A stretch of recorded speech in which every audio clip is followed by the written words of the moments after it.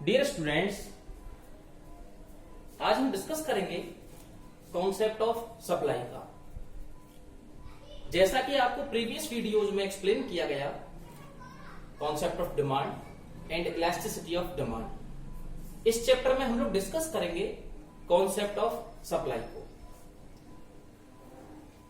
Law of demand explain करता है when price increase then demand will be decrease and when price decrease then demand will be increase. वहां पर आपको एक customer का perception use करना है। कस्टमर किसी कमोडिटी की मोर एंड मोर कमोडिटीज को परचेज करने के लिए तभी मोटिवेट होगा, इंस्पायर होगा, जब उनकी प्राइसेस कम होंगी। बट सप्लाई का कॉन्सेप्ट उसके जस्ट अपोजिट है। इट मींस सप्लाई एक सप्लायर कराता है। अब यहां पर आपको परसेप्शन कंज्यूमर का ना लेकर बल्कि किसका लेना होगा, एक शॉपकीपर का या एक सप्लायर का लेना होगा।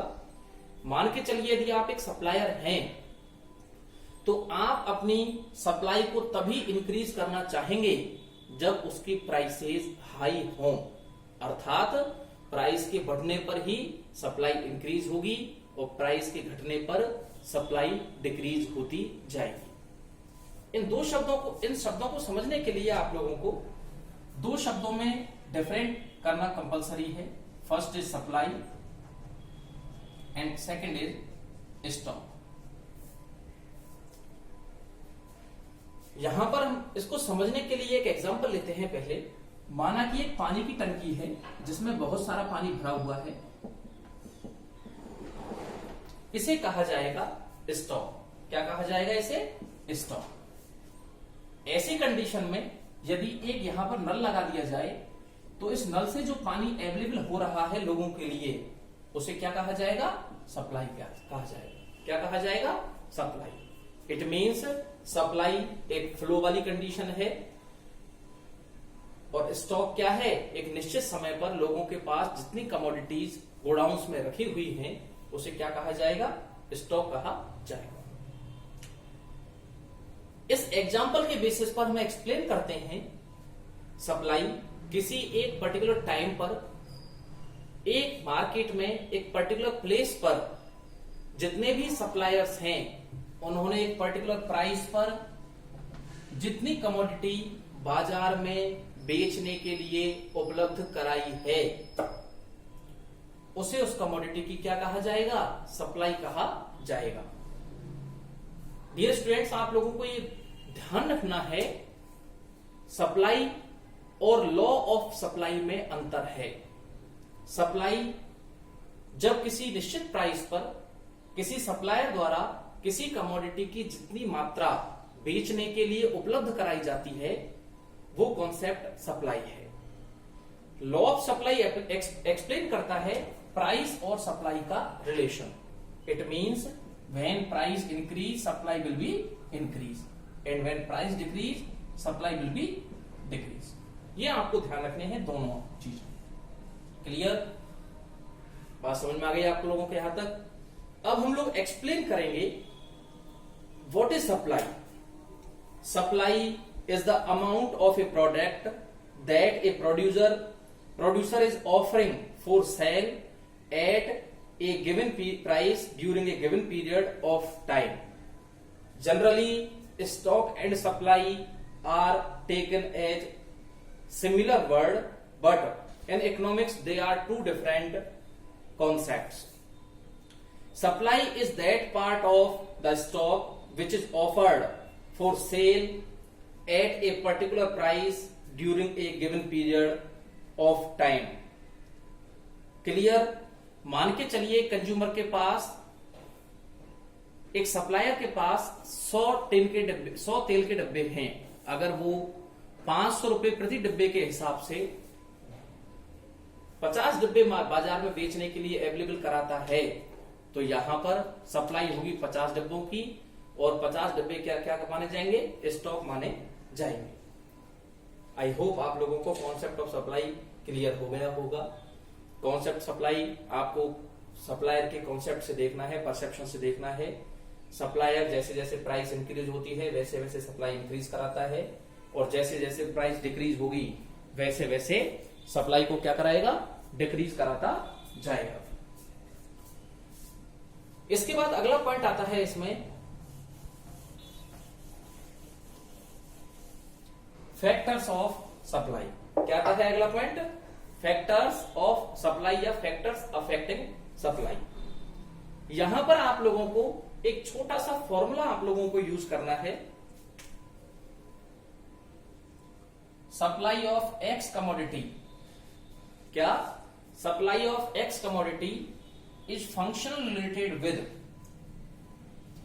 Price of x commodity, comma price of relational goods, comma techniques, comma goal of firm, comma government policy, comma number of firms और बहुत सारी चीजें।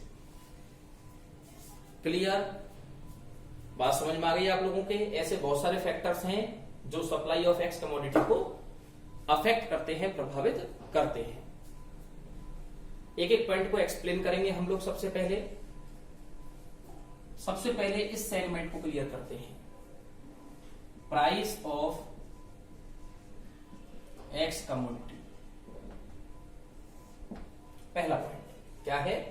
Price of x commodity. जैसा कि मैं आप लोगों को वीडियो के स्टार्टिंग में बता चुका हूं कि सप्लाई प्राइस से रिलेटेड होती है। इट मींस जब किसी कमोडिटी की प्राइसेस इंक्रीज होती है तो उस कमोडिटी की सप्लाई क्या हो जाती है? इंक्रीज हो जाती है। और प्राइस के कम होने पर उस कमोडिटी की सप्लाई भी क्या हो जाती है? डिक्रीज हो जाती है।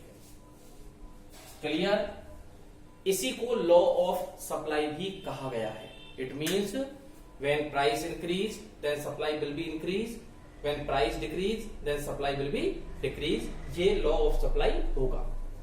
क्लियर? आई होप आप लोगों को पहला पॉइंट समझ में आ गया होगा। अब हम बात करेंगे दूसरे पॉइंट की, टेक्निक्स या टेक्नोलॉजी। बहुत सिंपल और शॉर्ट तरीके हैं इनको समझने के। यदि टेक्नोलॉजी अपग्रेड हो जाती है, क्या हो जाती है? अपग्रेड हो जाती है, तो किसी कमोडिटी की सप्लाई भी क्या हो जाएगी? इंक्रीज हो जाएगी। टेक्नोलॉजी अपग्रेड होने पर सप्लाई इंक्रीज होती है और टेक्नोलॉजी के डाउन होने पर सप्लाई भी क्या हो जाती है? डाउन हो जाती है। मान के चलिए एक फर्म अभी तक ऐसी मशीन यूज कर रही थी जो एक दिन में 1000 यूनिट्स बनाती थी। तो जितना प्रोडक्शन होगा उतनी ही सप्लाई पॉसिबल हो पाएगी। अभी नई मशीन के आ जाने से, ऐसी मशीन के आ जाने से जो पर डे 5000 यूनिट्स बनाती है, ऐसी कंडीशन में सप्लाई ऑटोमेटिक क्या हो जाएगी बताओ? इंक्रीज हो जाएगी। थर्ड पॉइंट आता है प्राइस ऑफ रिलेशनल गुड्स। मान के चलिए अब प्राइस ऑफ रिलेशनल गुड्स में क्या होगा? रिलेशन दो ही तरीके से माने गए हैं। First is substitution and second is complementary goods. Substitution goods में मान के चलिए दो चीजें ले लें अपन। फर्स्ट इज गेहूं और सेकंड चावल। तो गेहूं की प्राइसेस बढ़ने पर गेहूं के जो प्रोड्यूसर हैं, जिन्होंने अपना कुछ रिसोर्सेज का पार्ट चावल के प्रोडक्शन पर लगा रखा था, वो अपने रिसोर्सेज को किस पर लगा देंगे? गेहूं पर। ज्यादा से ज्यादा लाभ कमाने की वजह से वो गेहूं का प्रोडक्शन ज्यादा करना चाहेंगे। तो ऐसी कंडीशन में सप्लाई इसकी इंक्रीज हो जाएगी। क्लियर? और इसकी सप्लाई डिक्रीज हो जाएगी। इसके बाद पॉइंट नंबर 4,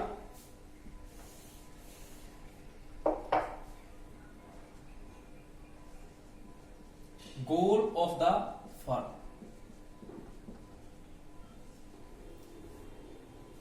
इसको समझना बहुत आसान है। यदि किसी फर्म का main motive maximum profit earn करना है, क्या अर्न करना है? प्रॉफिट अर्न करना है, तो वो हाई प्राइस पर ही सप्लाई को इंक्रीज करेगी। क्या करेगी? हाई प्राइसेस पर ही सप्लाई को इंक्रीज करेगी।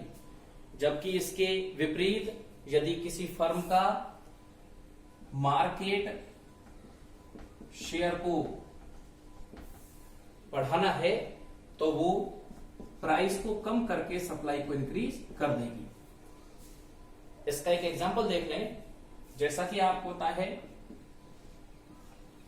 जियो टेलीकॉम कंपनी ने जब मार्केट में अपनी सिम लॉन्च की थी, तब कंपनी ने लगभग 1 साल तक 4G internet plus calling customers के लिए फ्री ऑफ कॉस्ट प्रोवाइड कराई, जिसका परिणाम या रिजल्ट ये रहा कि जियो कंपनी इंडिया की पहली ऐसी कंपनी बन गई जिसने सबसे तेज गति से, सबसे स्पीडली मार्केट के एक बड़े हिस्से को क्या कर लिया, कैप्चर कर लिया। इट मींस मार्केट में उसका प्रेजेंट में सबसे ज्यादा क्या है, शेयर है।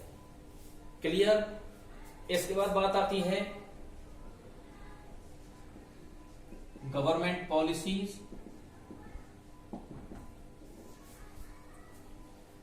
यदि गवर्नमेंट किसी कमोडिटी की सप्लाई को बढ़ाना चाहती है तो वो उस कमोडिटी पर क्या प्रोवाइड कराएगी, सब्सिडी प्रोवाइड कराएगी। क्या प्रोवाइड कराएगी, सब्सिडी। जैसे कि गेहूं का प्रोडक्शन है या एक पर्टिकुलर प्रोडक्ट है जिसका नाम है रतन जोत। ये एक प्रकार का बायोडीजल डेवलप करने का एक क्रॉप है। इसके प्रोडक्शन को इंक्रीज करने के लिए गवर्नमेंट ने इस पर बहुत बड़ी मात्रा में सब्सिडी प्रोवाइड कराई है। जबकि इसके विपरीत गवर्नमेंट जिन कमोडिटीज के प्रोडक्शन और सप्लाई को कम करना चाहती है उन पर वो ज्यादा टैक्स लगा देती है। क्या लगा देती है, ज्यादा टैक्स लगा देती है। जैसे कि शराब और टबैको प्रोडक्ट, इनके ऊपर ज्यादा टैक्स लगाकर गवर्नमेंट अपनी अर्निंग को बढ़ाती है और समाज में इनकी सप्लाई को कम करना चाहती है। क्लियर। इसके बाद अगला पॉइंट आता है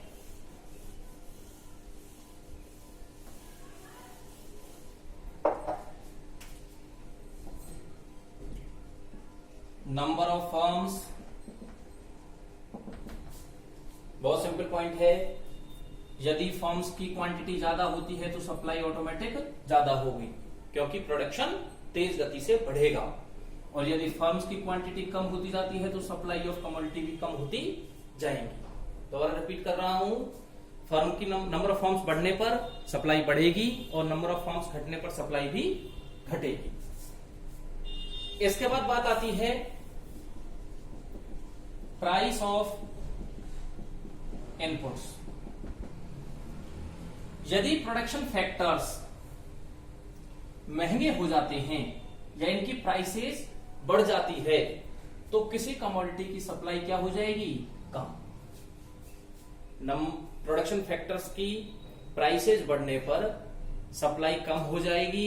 इसके पीछे बेसिक रीजन ये है कि एक बिजनेसमैन कम प्रॉफिट अर्न कर पाएगा तो धीरे धीरे वो उस प्रोडक्शन को कम कर देगा और हो सकता है आने वाले समय में वो उस बिजनेस को ही बंद कर दे। क्लियर। इसके बाद बात आती है क्वालिटी ऑफ इनपुट।